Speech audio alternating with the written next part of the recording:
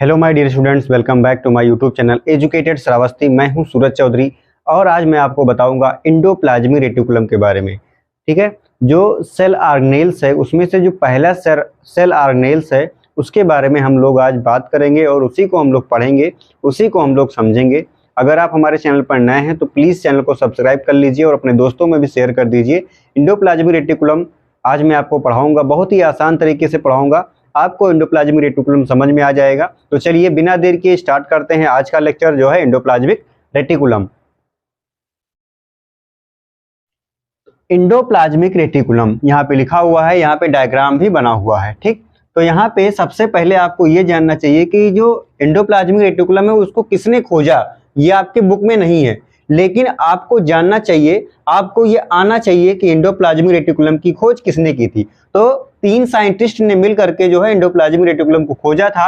उनमें से नंबर 1 पे आते हैं कौन? Keith Porter, KEITH Porter, Keith Porter, then Albert Claude and Ernest Fullam. ठीक, एर्नस्ट फुलम, केथ पोर्टर, मैं दोबारा रिपीट कर रहा हूं, Keith Porter, Albert Claude, Ernest Fullam. कब किया था? इन 1945। ठीक, तो 3 scientist Keith Porter, Albert Claude and Ernest Fullam ने मिलकर के 1945 में जो है क्या किया? एंडोप्लाज्मिक रेटिकुलम की खोज की। ठीक, अब एंडोप्लाज्मिक रेटिकुलम आपको जो है दिख रहा है ये स्ट्रक्चर, ये आपका न्यूक्लियस बना हुआ है, न्यूक्लियर इन्वेलप है, उसके बाहर जो लेयर होती है उसको न्यूक्लियर इन्वेलप कहा जाता है। ठीक, अब न्यूक्लियर इन्वेलप को से आपको दिख रहा है कि जो आपका रफ एंडोप्लाज्मिक रेटिकुलम है वो क्या है? अटैच है। ठीक, फिर उसके बाद में आपको यहाँ पे जो डॉटेड स्ट्रक्चर दिख रहे हैं ये क्या है? ये राइबोसोम्स हैं, क्योंकि जो राइबोसोम्स होते हैं वो कहाँ होते हैं? वो रफ एंडोप्लाज्मिक रेटिकुलम पे अटैच होते हैं, इसलिए इनका स्ट्रक्चर रफ होता है। उसके बाद में यहाँ पे ट्यूब लाइक जो स्ट्रक्चर दिख रहा है, यहाँ पे कोई भी राइबोसोम नहीं है, तो ये क्या है? ये स्मूथ एंडोप्लाज्मिक रेटिकुलम है। ठीक, तो आपका जो एंडोप्लाज्मिक रेटिकुलम होता है वो एक साइड से न्यूक्लियर इन्वेलप से अटैच होता है और दूसरे साइड से जो है प्लाज्मा मेम्ब्रेन से अटैच होता है। ठीक, इतना आप लोग जान गए। अब थोड़ा और जानते हैं। It consist of complex membranes system. ठीक, जो आपका एंडोप्लाज्मिक रेटिकुलम है वो क्या है? आपको ये याद रखना है, it consist of complex membranes system. इसके पास क्या होता है? कॉम्प्लेक्स मेम्ब्रेनस सिस्टम होता है। ठीक, अब ये किसमें पाया जाता है और ये किसमें नहीं पाया जाता है? तो ये मिलेगा आपको यूकैरियोटिक सेल के साइटोप्लाज्म में मिलेगा, क्योंकि आपको एंडोप्लाज्मिक रेटिकुलम कहाँ ये दिख रहा है? आपको ये आपको साइटोप्लाज्म में ही देखने को मिल रहा है। तो यूकैरियोटिक सेल में ये मिलेगा, प्रोकैरियोटिक सेल में ये नहीं मिलेगा। और आरबीसी ऑफ मैमल्स, जो मैमल्स हैं भाई वो किस में आते हैं? वो यूकैरियोटिक सेल में आते हैं। लेकिन ये यूकैरियोट में तो मिल रहा है, लेकिन जो मैमल्स होते हैं उनमें ये, उनके मैमल्स के आरबीसी में नहीं पाया जाता है। RBC means red blood cells में ये नहीं पाया जाता। जैसे हम लोग मैमल्स हैं तो हम लोगों के आरबीसी में क्या नहीं मिलेगा? एंडोप्लाज्मिक रेटिकुलम नहीं मिलेगा। ठीक, तो ये यूकैरियोटिक सेल में प्रेजेंट होते हैं, प्रोकैरियोटिक में ये एब्सेंट होते हैं, और मैमल्स, जितने भी मैमल्स हैं उनके किस में प्रेजेंट है? ये आरबीसी में ये नहीं मिलेगा। ठीक, अब it divides cytoplasm into 2 compartment. ठीक, ये आपको एंडोप्लाज्मिक रेटिकुलम कहाँ पे दिख रहा है? साइटोप्लाज्म में दिख रहा है। तो ये साइटोप्लाज्म को क्या कर रहा है? 2 कंपार्टमेंट में, मींस 2 अलग अलग हिस्से में बांट देने का काम कर रहा है। पहला हिस्सा क्या आएगा? साइटोसॉल आएगा, जो साइटोसॉल के बारे में अभी आप पढ़े हैं। ठीक, अब साइटोसॉल के पास क्या होता है?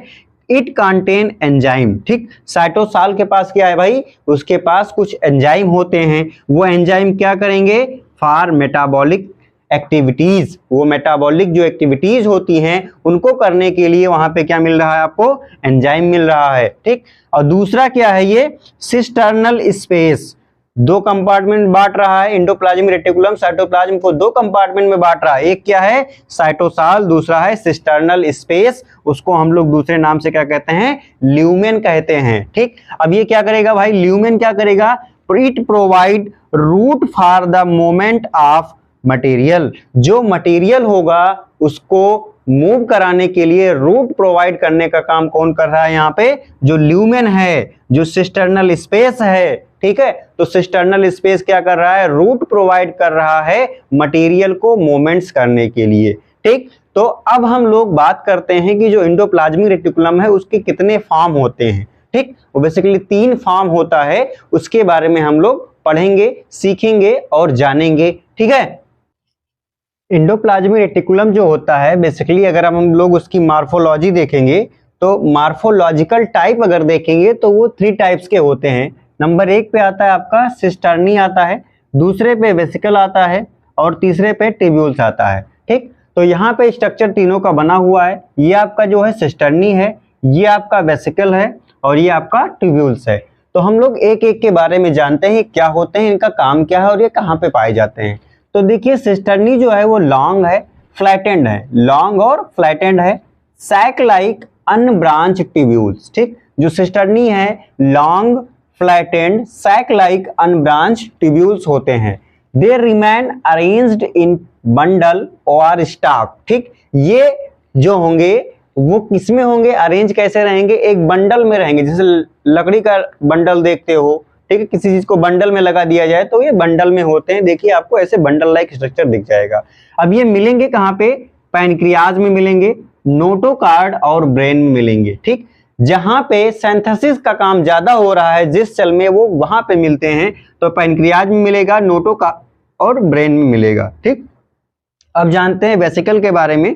तो वेसाइकल्स जो होते हैं ये राउंड हैं, राउंड स्फेरिकल और ओवल सैक होते हैं, ठीक। ये राउंड स्फेरिकल और ओवल सैक होते हैं, अबंडेंट इन पैनक्रियाटिक सेल, ठीक। ये ज्यादातर कहाँ मिलेंगे आपको, पैनक्रियाटिक सेल में मिलेंगे, लेकिन ये प्रेजेंट होते हैं मोस्ट लगभग सभी सेल में प्रेजेंट होते हैं, लेकिन इनका अबंडेंट रूप कहाँ होगा, सबसे ज्यादा कहाँ पे मिलेंगे आपको, पैनक्रियाटिक सेल में मिलेंगे। तीसरा आता है आपका ट्यूब्यूल्स, ये स्मॉल होता है, स्मूथ एंड ब्रांच्ड, ठीक। ये क्या है, स्मॉल स्मूथ एंड ब्रांच्ड होते हैं, यहाँ पे इनका स्ट्रक्चर आपको देखने को मिल जाएगा। तो चलिए अब हम लोग देखते हैं एंडोप्लाज्मिक रेटिकुलम के टाइप को देखते हैं। 2 टाइप का होता है, एक रफ एंडोप्लाज्मिक रेटिकुलम और स्मूथ एंडोप्लाज्मिक रेटिकुलम। तो हम लोग सबसे पहले क्या पढ़ेंगे, रफ एंडोप्लाज्मिक रेटिकुलम के बारे में पढ़ेंगे। एंडोप्लाज्मिक रेटिकुलम जो होता है वो 2 तरीके का होता है। पहला आपका होता है रफ एंडोप्लाज्मिक रेटिकुलम, जिसको हम लोग ग्रेन्यूलर एंडोप्लाज्मिक रेटिकुलम भी कहते हैं, ठीक। तो ये कहाँ पे मिलेगा आपको, सस्पेंडेड इन साइटोप्लाज्म, ये आपको साइटोप्लाज्म में सस्पेंडेड दिखाई देगा, उसी में मिला हुआ दिखाई देगा। दे आर पैरेलल, ये कैसे होते हैं, पैरेलल होते हैं, फ्लैटेंड होते हैं और इलांगेटेड होते हैं, ठीक। और इसी के ऊपर राइबोसोम्स लगे हुए होते हैं। साइट फॉर प्रोटीन सिंथेसिस, ये क्या है भाई, ये साइट फॉर प्रोटीन सिंथेसिस है, यहाँ पे क्या होता है, प्रोटीन का सिंथेसिस होता है। अब दूसरा जो आपका होता है स्मूथ एंडोप्लाज्मिक रेटिकुलम, इसको हम लोग एग्रेन्युलर भी कहते हैं, suspended in the cytoplasm of many cell, ये भी कई सारे सेल्स के साइटोप्लाज्म में सस्पेंडेड होते हैं। अब ये कहाँ पे मिलेंगे आपको, अबंडेंट इन एड्रीनल कॉर्टेक्स, एड्रीनल कॉर्टेक्स में आपको ज़्यादा देखने को मिलेंगे। गोनैड्स में मिलेंगे आपको, जहाँ पे स्टेरॉइड्स हार्मोन्स का फॉर्मेशन होता है वहाँ पे मिलेंगे, और लिवर सेल में आपको ये ज़्यादा देखने को मिलेंगे। तो अब हम लोग जान लेते हैं कि जो एंडोप्लाज्मिक रेटिकुलम है उसका फंक्शन क्या होता है, उसके बारे में जान लेते हैं, फिर ये वीडियो आपका खत्म हो जाएगा। बस 2 मिनट की बात है, उसको भी मैं आपको समझा दे रहा हूँ। फंक्शन ऑफ एंडोप्लाज्मिक रेटिकुलम, हमने फंक्शन जो है अच्छे तरीके से नंबर वाइज लिख दिया है, इसको आप लोग आसानी से लर्न कर सकते हैं, इसका स्क्रीनशॉट ले लीजिएगा। सबसे पहला जो है मैकेनिकल सपोर्ट, ठीक है। एंडोप्लाज्मिक रेटिकुलम क्या कर रहा है, मैकेनिकल सपोर्ट प्रोवाइड कर रहा है, किसको, सेल को। तो ER provides an ultra structural skeletal framework to cell, ठीक। ये क्या प्रोवाइड कर रहे हैं, ये ultra structural skeletal framework provide कर रहे हैं, किसको, सेल को। दूसरा क्या है, एक्सचेंज ऑफ मॉलिक्यूल्स, ठीक है।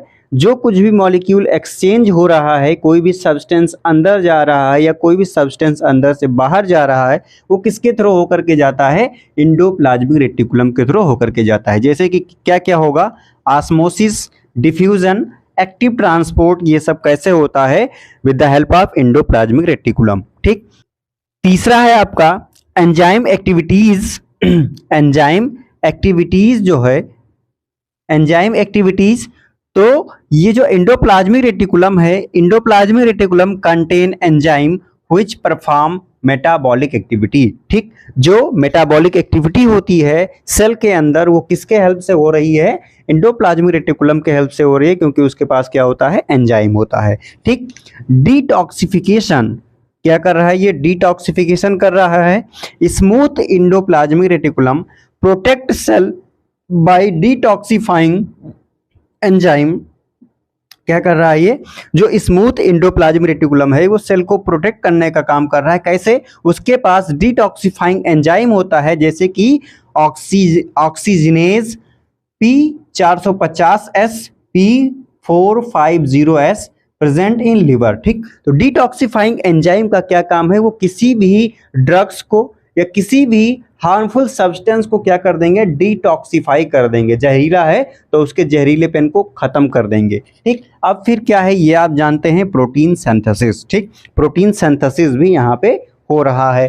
ठीक है, तो ये थे कुछ इसके फंक्शन, अच्छे तरीके से लिख दिया। पहला क्या है, मैकेनिकल सपोर्ट, दूसरा है एक्सचेंज ऑफ मॉलिक्यूल्स, तीसरा है enzyme activities, 4 number detoxification, 5th number protein synthesis. I hope ये वीडियो अच्छा रहा होगा, समझ में आया होगा। अगर समझ में आया है तो प्लीज़ कमेंट कीजिएगा और हमारे चैनल को सब्सक्राइब जरूर कीजिएगा, अपने दोस्तों में भी शेयर कर दीजिएगा। नेक्स्ट वीडियो में हम लोग दूसरे सेल ऑर्गेनेल्स के बारे में पढ़ेंगे। तब तक के लिए जय हिंद, जय भारत।